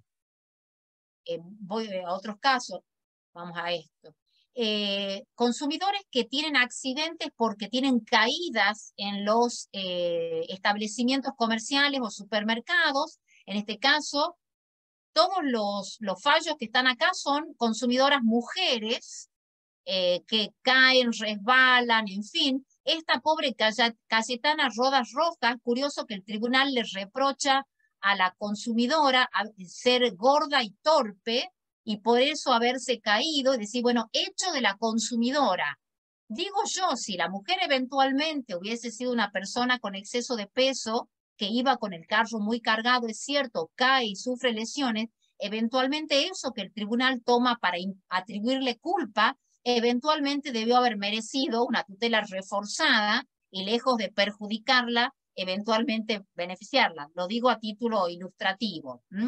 Parques de diversiones. Es cierto que los niños no acatan las directivas, les dicen póngase el cinturón y no se lo ponen, no se pueden parar y se paran, no se pueden levantar los brazos y lo hacen, pero en este fallo, y destaco un fallo muy valioso de Sebastián Picasso, que dijo, a ver, los niños son subconsumidores, consumidores vulnerables. Todos sabemos que los niños no son desobedientes, Sebastián lo dice en formas elegantes, dice, tienden a desatender las instrucciones impartidas. Los niños son desobedientes, sobre todo, y está puesto entre comillas, cuando el ambiente es de jolgorio, en fin. Pero todo empresario que sus servicios recreativos están dedicados a menores, no puede decir que esta circunstancia sea un riesgo imprevisible y por lo tanto, si es un riesgo propio de su actividad, no puede invocar conducta del menor para eximirse de responsabilidad. Dejo varios fallos. Lo mismo en espectáculos públicos, tanto daños sufridos por participantes del espectáculo como terceros ajenos al espectáculo. Aquí también la jurisprudencia acertadamente sostiene que en todos los espectáculos caracterizados por la masividad, esos comportamientos, arrebatos, excesos, desbordes, pasiones y hasta actos de violencia son riesgos propios de la actividad que desarrolla el proveedor y por lo tanto, si dedica sus esfuerzos comerciales a ese público consumidor, luego no puede invocar estas conductas para eximirse de responsabilidad. Les dejo varios fallos sobre esto. Empresas de transporte, que si los consumidores sacan los brazos, que si viajan colgados, que si algunos por no pagar se suben en los techos. No hay duda que estos comportamientos podrían ser calificados como imprudentes de los consumidores, pero ¿quién tiene el deber de controlar que los pasajeros ajusten su conducta a ciertas reglas? El proveedor del servicio, y por eso es que afortunadamente estos fallos que dejo también a disposición de ustedes se han ido pronunciando en este mismo sentido. No cualquier conducta imprudente o negligente exime de responsabilidad.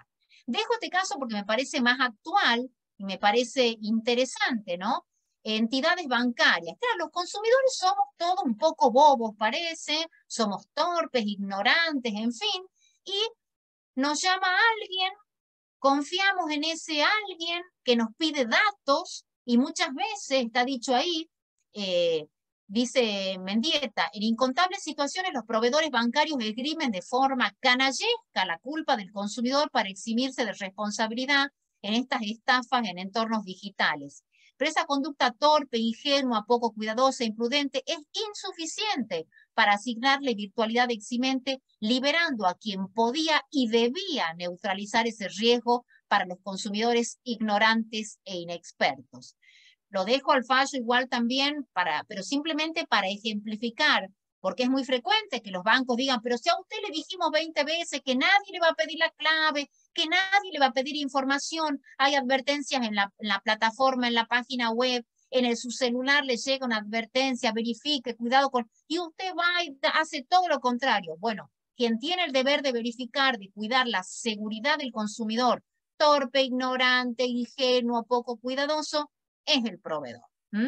Les dejo aquí fallos del 2022, 2021, en fin, sobre estas cuestiones.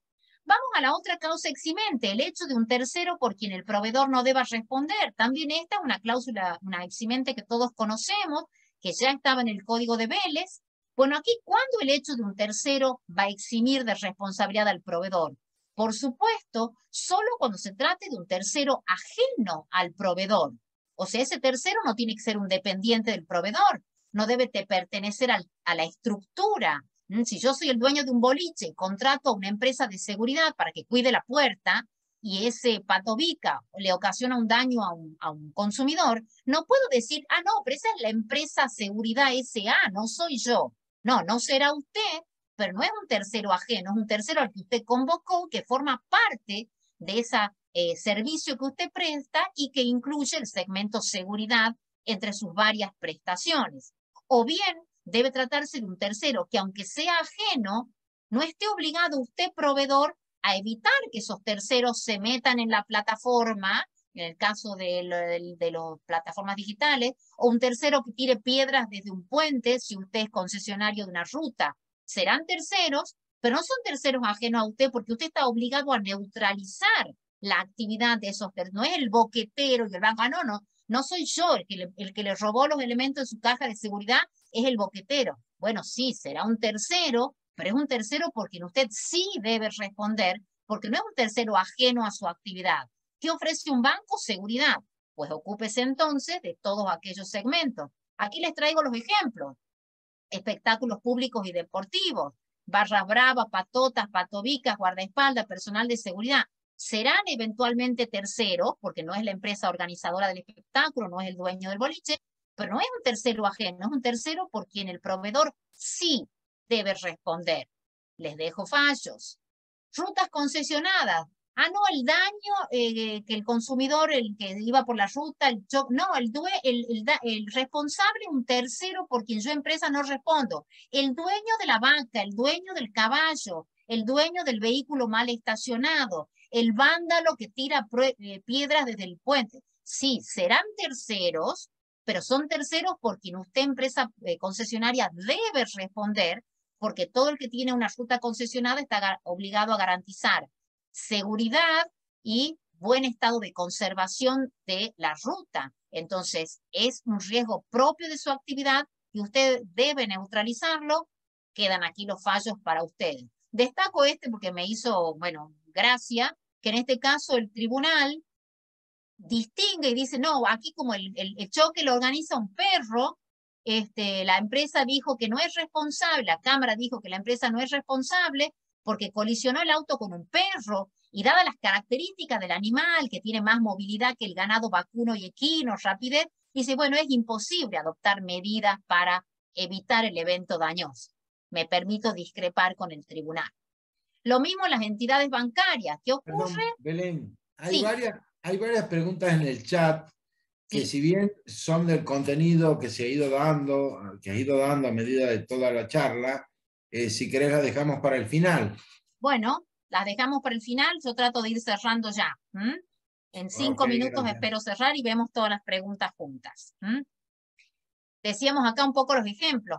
Si a mí me roban dentro del banco, no tengo duda que si el daño, el menoscabo se sufre dentro del ámbito físico de incumbencia de la entidad, responde. Si el robo se produce dentro del cajero automático, ubicado en un lugar público, también. Ahora, ¿qué pasa con las salideras bancarias? En la vereda sí, a una cuadra sí, a 5 cuadras no. Bueno, habrá que ver las circunstancias de cada caso. Queda jurisprudencia aquí para el que pueda estar interesado.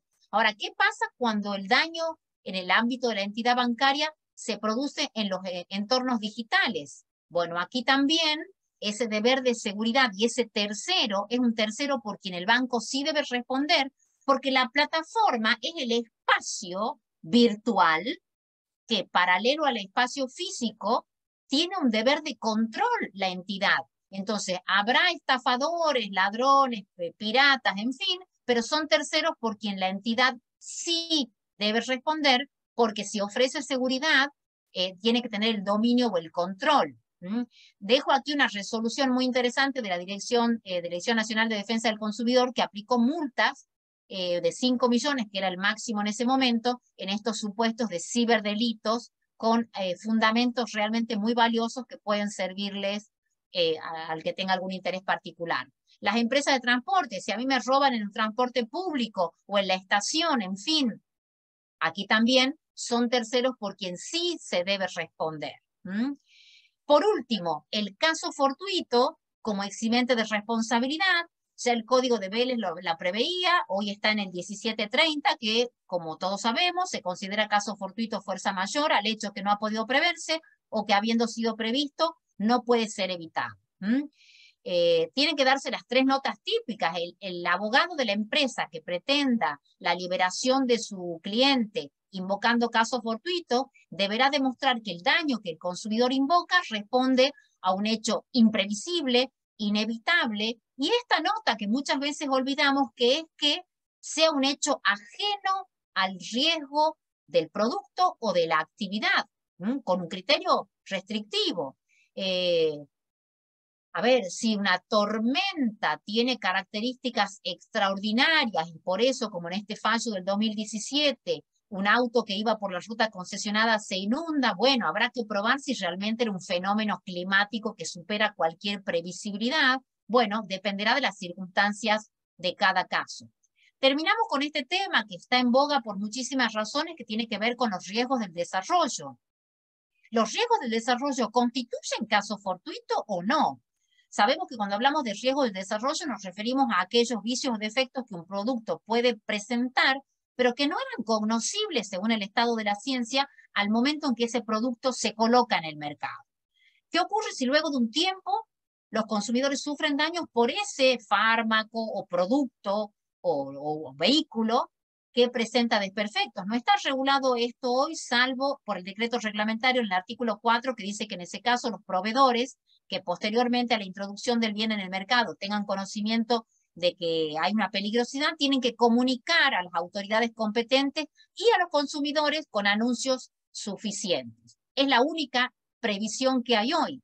Bueno, la doctrina aquí se ha dividido. Algunos entienden que si al momento del lanzamiento del producto no era posible prever, la falta de previsibilidad configura caso fortuito. Esta posición está superada hoy. La doctrina en forma claramente mayoritaria entiende que los riesgos del desarrollo no son caso fortuito, porque si bien puede ser imprevisible, no se trata de un vicio ajeno al producto, sino intrínseco al producto o a la actividad, razón por la cual, y les dejo aquí algunos precedentes, casi todos vinculados a la empresa farmacológica, laboratorios, se condena a los fabricantes, aun cuando la nocividad del producto no era previsible o cognoscible a ese momento. Dejo como nota de color esta idea. La Comisión de Reforma que elaboró el proyecto de Código de Defensa del Consumidor, que tuve el honor de integrar, prevé la regulación de los riesgos del desarrollo como una norma, dejando establecido que tampoco exime de responsabilidad las circunstancias de que el estado de los conocimientos científicos existentes al momento de la puesta en circulación del producto no hubiese permitido prever la existencia del vicio. Y aclara también que no es un eximente el cumplimiento de las reglas o de la normativa, ni tampoco contar con autorización administrativa para la fabricación o realización del producto. Dejo de compartir aquí para que en el tiempo que nos queda abramos a las consultas, las que estén en el chat, las que quieran incorporar en este momento, y eventualmente, si el tiempo nos limita, queda ahí mi correo electrónico y el PowerPoint para que el que tenga interés permanezcamos comunicados luego de este encuentro. Perfecto. Bueno, buenísimo. tengo pregunta del doctor Gaspar Herrera, que dice, no sé si las quieren formular directamente, hablando directamente con los micrófonos, porque así esta pregunta es un poco complicada, porque dice, en las empresas de turismo, cuando no cumplen con previaje o aluden a responsabilidad al hotel, o no aclaran específicamente lo que implicaba la actividad principal por lo cual se compró el paquete. No se entiende bien la pregunta. No sé bien. Perdón, no sé si está presente el colega que hizo la pregunta. Claro, todavía puede levantar la mano. Estoy, dice, pará, Gaspar Herrera. Ahí ya lo busco y un segundito que ya te habilito el micrófono. No manejo tampoco bien el tema del previaje y sé que está dando tela para cortar. Gaspar, ahí. Hola, buenas noches. ¿Qué tal, doctora? Colegas. ¿Cómo estás? ¿Cómo están? ¿Me escuchan bien? Sí, sí, te escucho. Le comento, acá en Tucumán hay una situación muy particular. Me ha pasado con gente que está con PAMI o con el beneficio del previaje, en el cual hay una agencia que no vamos a mencionar, pero esta agencia en particular, todo lo que ha sido contratado porque estaban con el beneficio del previaje, creo que era previaje 3, si no me acuerdo, ha contratado a esta empresa por el paquete porque además de ser económico devolvían el 50% del mismo. Cuando contratan el paquete, y supongamos esto ha sido en marzo y la actividad era en octubre, un mes antes dan de baja el previaje, pero a la actividad la realizan. Y posteriormente, obviamente, ya habían pagado, o sea, no han tenido el beneficio del previaje en el hotel, justo lo que era un montón de cosas. En el hotel tampoco era el hotel que le habían, o sea, tenía las mismas características, pero la ubicación era distinta, que eso también complicaba mucho a la operatividad de la actividad que hacían, y a su vez también era para un evento que se iban a concurrir. No se ha cumplido absolutamente nada. Y no obstante, ahora cuando han querido sacar el previaje 4 por otras empresas, ha sido observada esta empresa de turismo y ellos se han excusado que no eran responsables porque había que demandarlo al ministerio porque ellos habían cumplido y obviamente las observaciones estaban y eso al mail le ha llegado a cada uno de los consumidores. No sé si me explico. Sí, bueno, en general en los servicios turísticos donde al margen de esto del previaje, que es un programa específico, pero suele darse esta característica de la conexidad contractual o los contratos conexos en donde lo que se ofrece, la agencia que ofrece un producto, que es un producto complejo que incluye servicios diversos, transporte, alojamiento, excursiones, en fin, y donde es cierto que a veces los distintos segmentos que están prestados, las prestaciones que se ofrecen por distintos proveedores, bueno, comprometen responsabilidades de todos. Es decir, esto que hablábamos hace un rato, en general de la legitimación pasiva amplia, todos los que participan de la elaboración de este producto turístico, en este caso,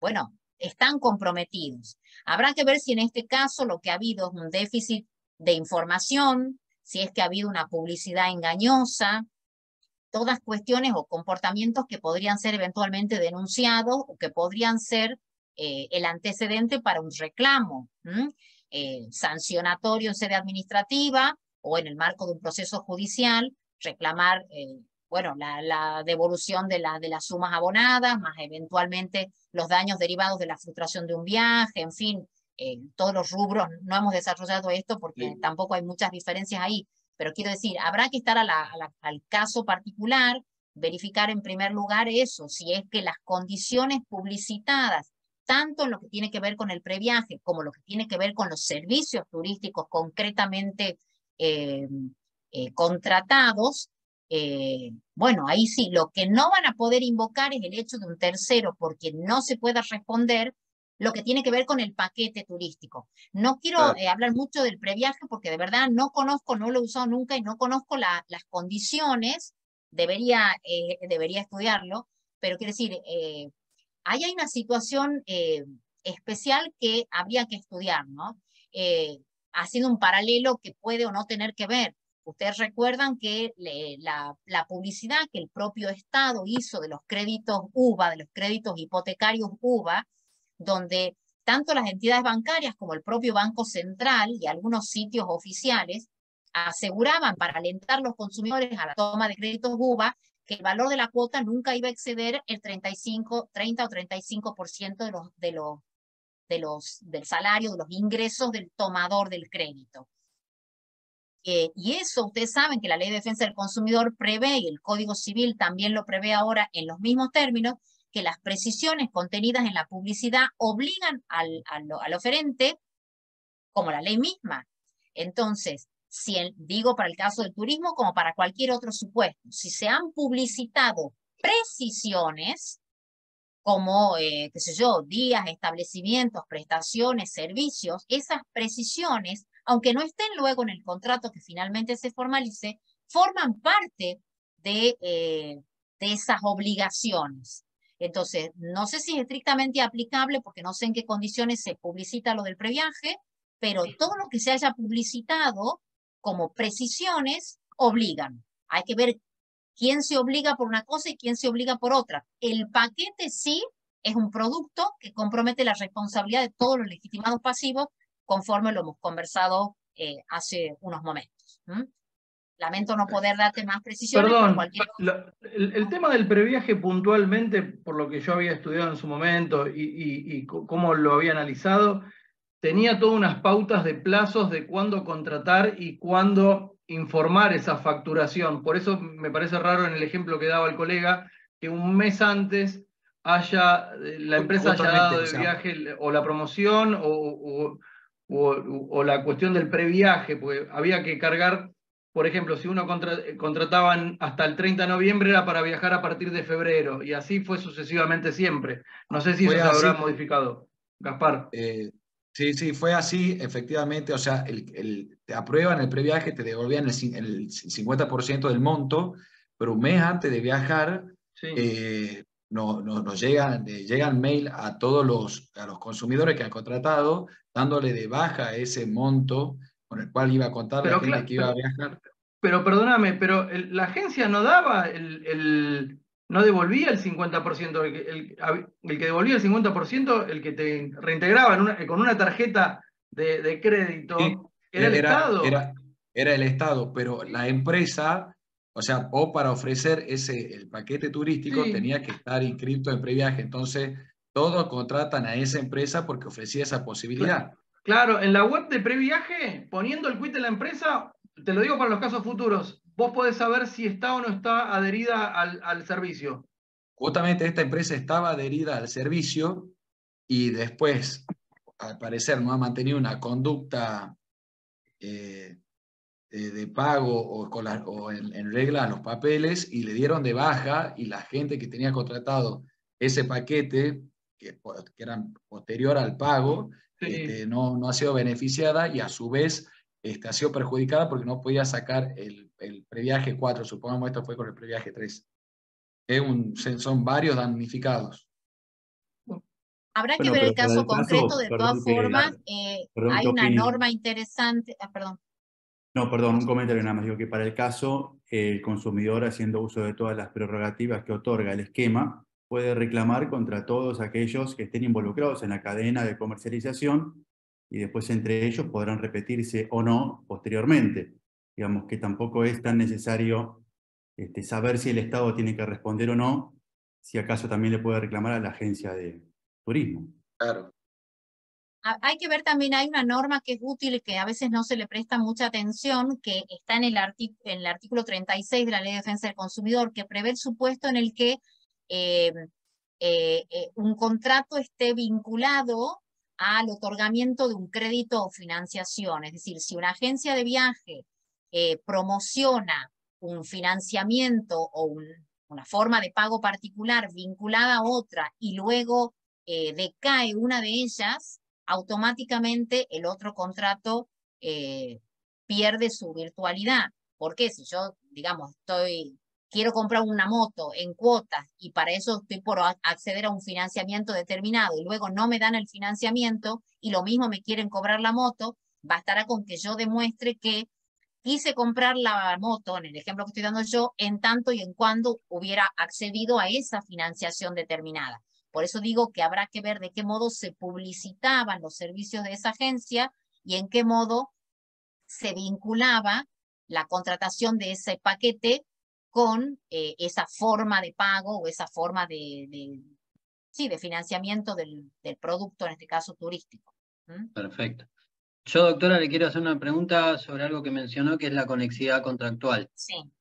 ¿Podría llegar a ser, digamos, una herramienta que complemente el artículo 40 en el sentido de poder llegar un poco más lejos, ¿no? Porque por ahí, en la cadena de comercialización, pareciera como que el artículo 40, por ahí no es así, pero me parece a mí, habla más a los que están como más adelante, más expuestos en la cadena de comercialización, y por ahí la conexidad contractual nos permite llegar más atrás, digamos, a alguien que, no sé, por ejemplo, los bancos suelen contratar seguros poniéndose como beneficiarios, Sí. y el consumidor no podría llegar por ahí por el artículo 40, creo yo, no sé, por ahí por una Sí. conexidad contractual. Te agradezco la pregunta porque yo no lo mencioné y lo debería haber incluido entre las normas que el Código Civil y Comercial trae, que son insumos valiosísimos para fundar una pretensión resarcitoria. Es decir, pasa en los productos bancarios como en muchísimos otros. Es decir,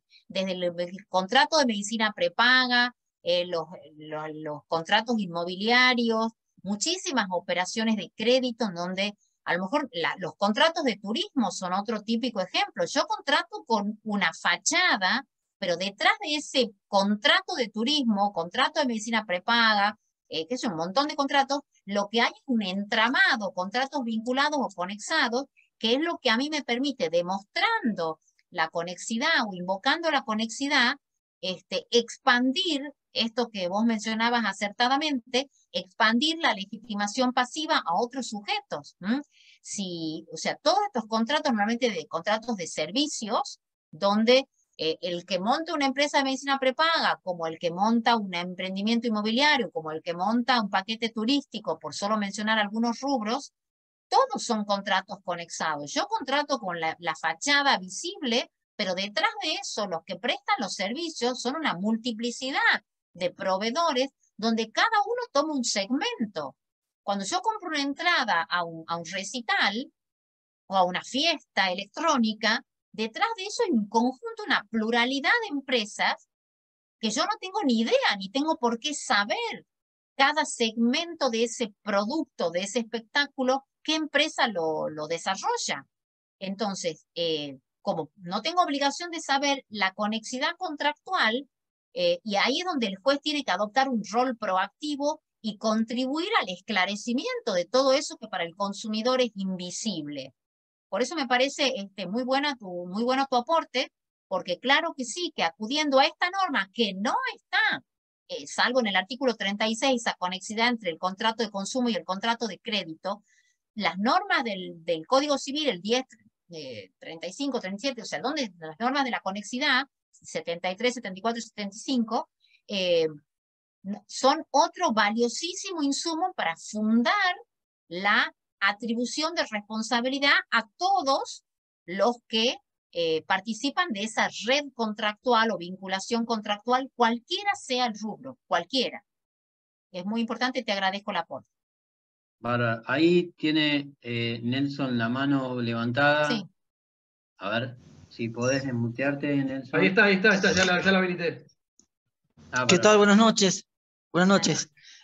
Bueno, hablo en abstracto, no voy a decir el nombre, pero me pasó en una operación de mi hija, que tuvo un tumor en la pierna, adolescente, y en un sanatorio acá de Tucumán, siendo programada la intervención, o sea, al momento de decirme la vamos a operar, te vamos a cobrar tanto, más la obra social, no me dijeron entre todos los requisitos que me iban a hacer firmar o querer que firme un pagar en blanco. Esperaron que ingrese la paciente, que le pongan la bata, estén por subir al ascensor, estén por intervenir para coaccionarme, no voy a decir nombre del sanatorio, no importa, para que firme un pagar en blanco. Bueno, obviamente se armó un escándalo, pero ellos legitiman, fuimos a la Dirección de Comercio, denunciando a otras instituciones, y ellos legitiman por una ley cambiaria, y hasta qué punto ellos podrían ejecutar o no en el caso que firme un pagar en blanco, que uno no sabe, teniendo obra social y habiéndolas presupuestado a la operación. La pregunta puntual, doctora, es hasta dónde ellos, en una potencial ejecución, que me quieran poner un monto, que ellos digan que le debo, me podrían ejecutar o yo confiscar mi patrimonio. Bueno, hay dos temas ahí con el tema de los pagares en blanco, que es muy frecuente esa práctica en el ámbito de la salud, como en otros, en los establecimientos educativos, a veces también nos hacen firmar pagarés a los padres por eventualmente cuotas, en fin. Creo que en este ámbito de los servicios médicos asistenciales es donde esta práctica de hacer suscribir pagarés así sorpresivamente y en un contexto como el que vos describís, creo que no hay duda que eso se presenta como una práctica abusiva. Es frecuente que eso ocurra y de hecho me ha pasado a mí también, yo sí lo he firmado y se supone que después de 15 días, cuando se liquidan, a veces es cierto que los sanatorios dan el alta a los pacientes y en ese momento del alta la familia no tiene para cancelar la totalidad de los gastos o no están determinados la totalidad de los gastos pendientes y luego la gente se acerca a cancelar y se supone que en ese momento es que se devuelve el pagaré. Está claro que ese contexto en el que se hace suscribir los pagarés puede ser un buen ejemplo de una práctica abusiva porque el factor sorpresa, el factor violencia moral, en fin, las notas están dadas, ¿no? Ahora, si eventualmente hubiera una deuda, que puede ocurrir, que haya una deuda por prestaciones que no están incluidas en la cobertura de la prepaga o de la obra social, podríamos conversarlo en otra ocasión, los juicios ejecutivos de consumo, es decir, los juicios ejecutivos fundados o donde el título ejecutivo es un pagaré de consumo, al menos en Tucumán en eso la Corte ya se ha pronunciado, ese juicio ejecutivo de consumo es bien distinto del juicio ejecutivo común y acá en Tucumán los juzgados ya en el primer decreto le advierten al ejecutante de que si lo que está ejecutando es un pagaré de consumo, así venga el pagaré, sepa usted que si lo que está ejecutando es un pagaré de consumo, tiene que acreditar con documentación complementaria, o sea, se está integrando el título como un título complejo, si el pagaré no viene diciendo que es por tal cosa, o sea, la causa, lo que siempre dijimos que no se discute en un juicio ejecutivo, cuando es un juicio ejecutivo de consumo está habilitado a ingresar el tratamiento de la causa y ahí es donde debería justificar el establecimiento asistencial que ejecuta ese pagaré, porque el monto responde a obligaciones efectivamente existentes, respaldadas con la documentación complementaria. Yo sé que esto, no sé, a los colegas de distintas jurisdicciones les puede sonar extraño o en algunos casos intolerable la lógica del juicio ejecutivo común. Aquí ya en Tucumán la Corte lo ha dicho y ya es, digamos, no se discute o no se debería discutir más. Es posible... digamos, la acción ejecutiva no va a tener recepción, va a ser rechazado ese juicio ejecutivo si el ejecutante no acredita que el monto que ejecuta responde no solo a una deuda existente, sino a una cuantía efectivamente existente. Entonces, bueno, daría para que hablemos mucho más, incluso al que tenga algún interés se lo facilito, yo eso lo tengo publicado en la ley, es un ebook, es un libro. Sobre los pagarés de consumo y donde, de hecho, está en el proyecto de Código de Defensa del Consumidor la regulación de los pagarés de consumo. Hay un sector de la doctrina que entiende que en todos los casos la suscripción de un pagaré de consumo es una práctica abusiva y por lo tanto el título ejecutivo nulo.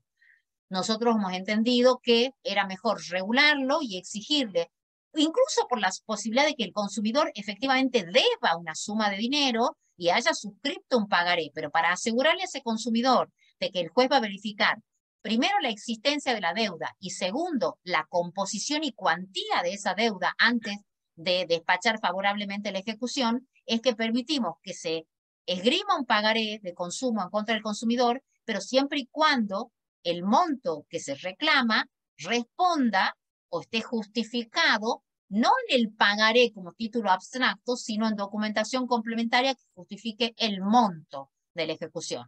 Al menos en Tucumán, vos, si fueras ejecutado, tendrías que tener la tranquilidad de que no se te va a ejecutar o que el juez no va a llevar adelante esa ejecución, sino luego de verificar que la deuda existe, cómo está compuesta, incluso para ver si no hay intereses usurarios en esa cuantía, composición y cuantía antes de despachar favorablemente esa ejecución.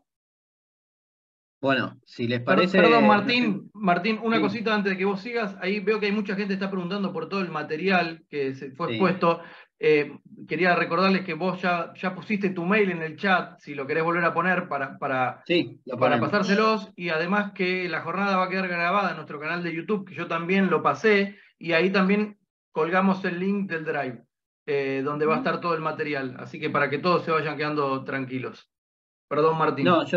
No, decía que Gustavo si quería hacerle una más porque ya se hicieron las 8 de la noche, no quisiera que... Sí, no, yo solamente aclarar un concepto o que me corrija o me ratifique Belén, porque se me ocurrió pensar que en cuanto a la relación causal, digamos, tenemos, a mi manera de entender, por un lado, un nivel de previsibilidad extracontractual a través del artículo 1727, que es conforme al curso natural y ordinario de las cosas. Después tenemos en el artículo 1728, que es conforme a lo que diga el contrato o que las partes pudieron prever. Eso estamos dentro del régimen, digamos, de derecho civil. Ahora, dentro del derecho de consumo tenemos un nivel de previsibilidad en la relación causal extraordinario. Entonces, acá en la relación de consumo, la previsibilidad del proveedor es mucho mayor que en el Código Civil contractual o extracontractual. Se me ocurría como ejemplo, y bueno, una pila de latas de tomate en el supermercado. Si han puesto hueco adentro y alguien ha sacado la lata de abajo, el supermercadista debería haber previsto que eso era posible.